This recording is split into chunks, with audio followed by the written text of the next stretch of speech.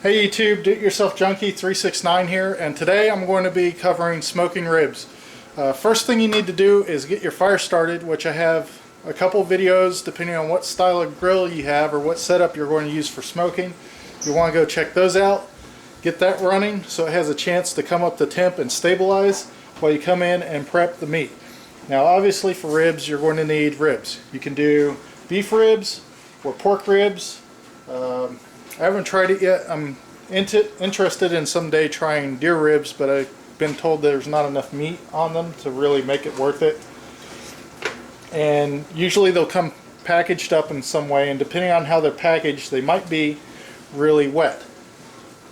So you're going to need some paper towels to get all that excess moisture off of there. And basically it's mostly blood.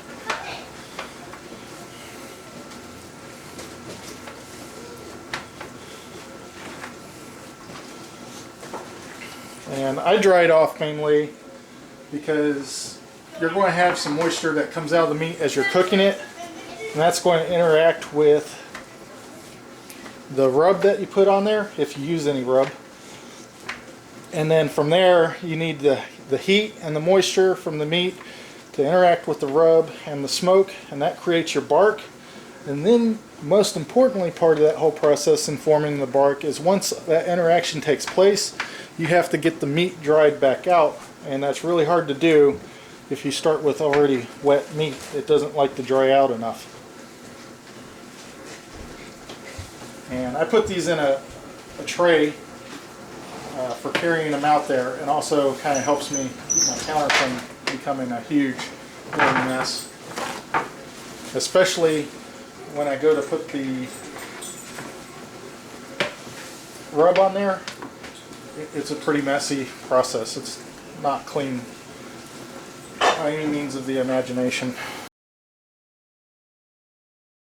Next thing you want to do is there's this membrane on the back. That's not very edible. Doesn't taste all that great, and it's kind of irritating if you cook ribs with that still on there. So you're going to take that off once you get them dry. And to do that, you just go where there's a bone.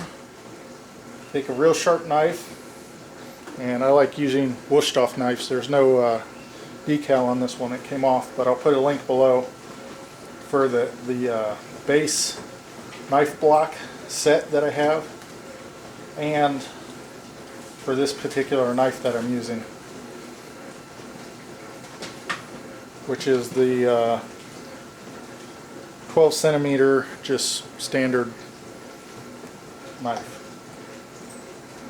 And you want to go in and cut that membrane in half along that bone,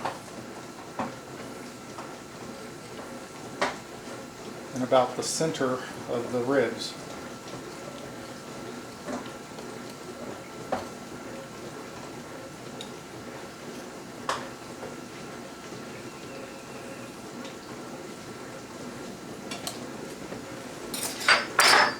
And then from there you just grab a hold of it and start peeling it back. And that's what you're trying to get rid of.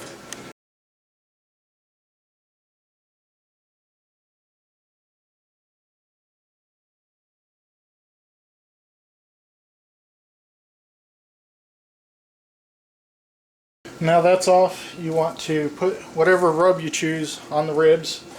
I'm using this Weber Original today. My favorite is KC Masterpiece, although I've had trouble finding it lately in stores. I'll put a link below for both types.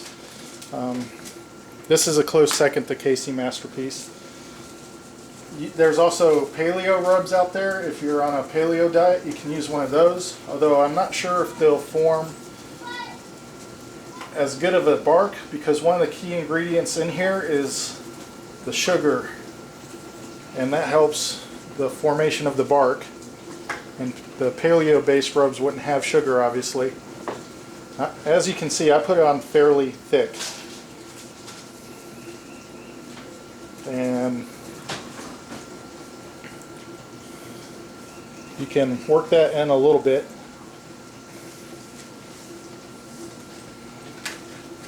And that's it. Your ribs are all ready for the grill. You could also smoke these without any sort of rub, because most of the flavor that you're really looking for is in the smoke. The rub just kind of adds another layer to that. So you can totally smoke ribs or any other meat without any sort of rub if you're on a strict paleo diet and you want to avoid that sugar that might be in the rub. Thinking overall, as long as you skip the barbecue sauce, this isn't going to be too bad for you paleo wise.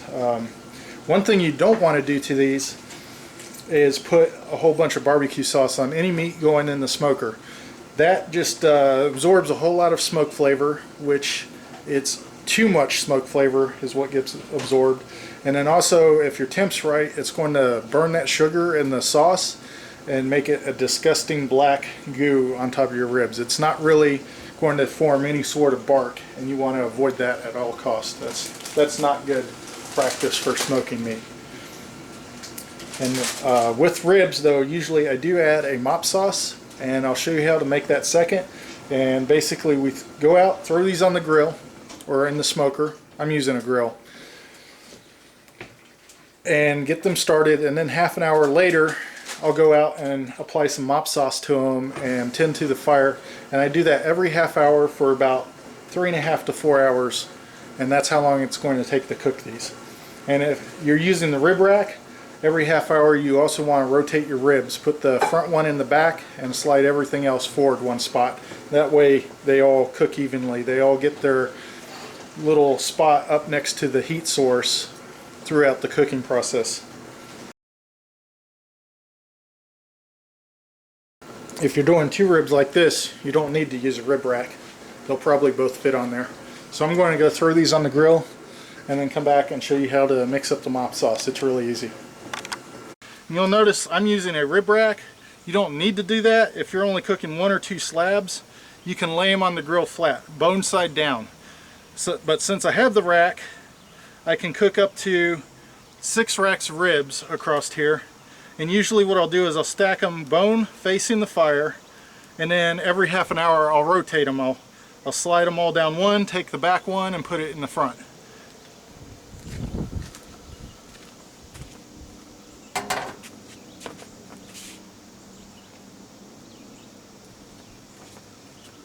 Now that the wood chips are on the fire and it's starting to smoke, just add your racks of ribs. Remember, bone side towards the hot fire.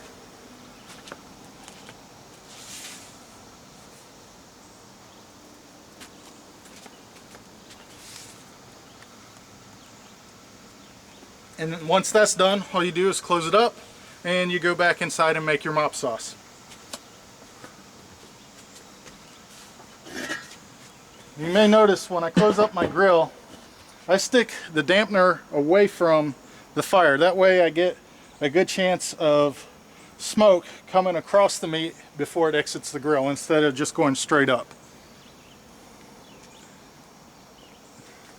Now let's go inside and make that mop sauce. Okay, next we're going to make the mop sauce. This is a real thin sauce that gets applied to the ribs every half hour. So you go out, you throw the ribs on whatever you're smoking them in, then you come back and make this, and then half an hour into that cook, that's when you start applying the mop sauce. You can use a baster like this, or an actual little miniature mop that they like selling in stores for this process. And the mop sauce is really easy. You take whatever barbecue sauce you're planning on using, 2 tablespoons of that, mixed with 2 tablespoons of butter, and about a cup of apple cider vinegar. So earlier I said don't put any barbecue sauce on the ribs. Well, this is barely enough barbecue sauce to have any bad effects. It's mostly apple cider vinegar, and it is a little bit of butter, which helps the sauce stick to the ribs, and it also helps keep the ribs moist, or at least that's what it seems to do.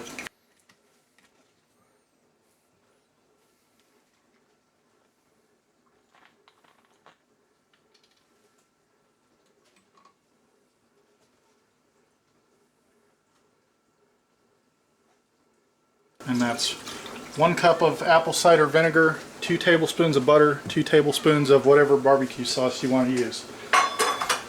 I like this Sweet Baby Ray's, just normal. I like the KC Masterpiece.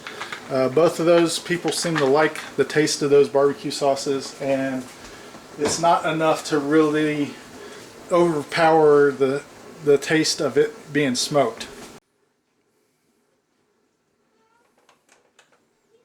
So we cook that and stir it until the butter melts, and then it can just sit there on low heat or intermittent heat and just stand by until it's time to put it on your ribs.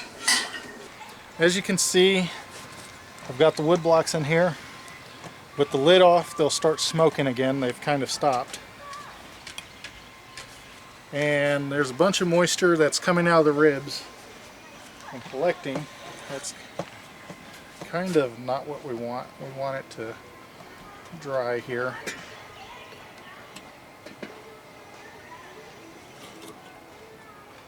So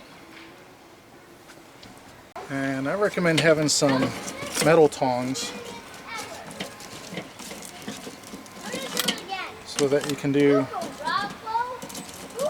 reposition coals and burning chunks of wood as you need to. What? There we go. That's smoking a lot more now. Let that get out of there. And then this is where you apply the mop sauce. And basically you apply this mop sauce about every half hour and cook the ribs for 3 to 4 hours. And what's going to happen is the meat will pull off the end of the bones. Basically the meat will shrink up and the ends of the bones will become exposed. And that's a good indication that it's near done. Another thing is, when you pick it up, it should have quite a fairly good amount of flex to it.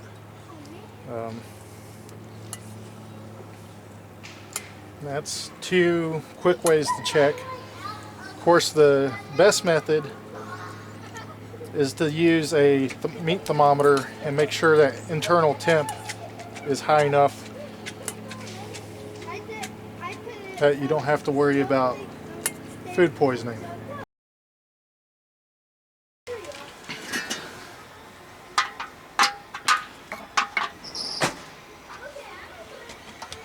And normally you're adding, on this fire, you're adding more coal as it burns down, so you need to give it a chance to catch on fire before you put the lid back on. But since I didn't add anything and these are smoking pretty good now, we can add that lid back on. And that's it.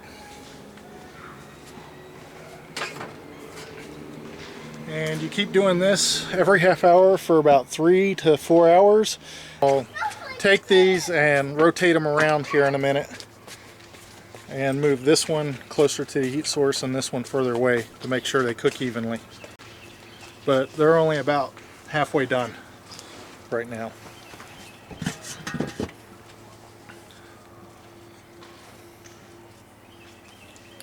And that's all there is to it. You just keep repeating this process until they're cooked. And I'll skip ahead to when they're finished so you can see what they look like. Okay, so it's been about 4.5 hours.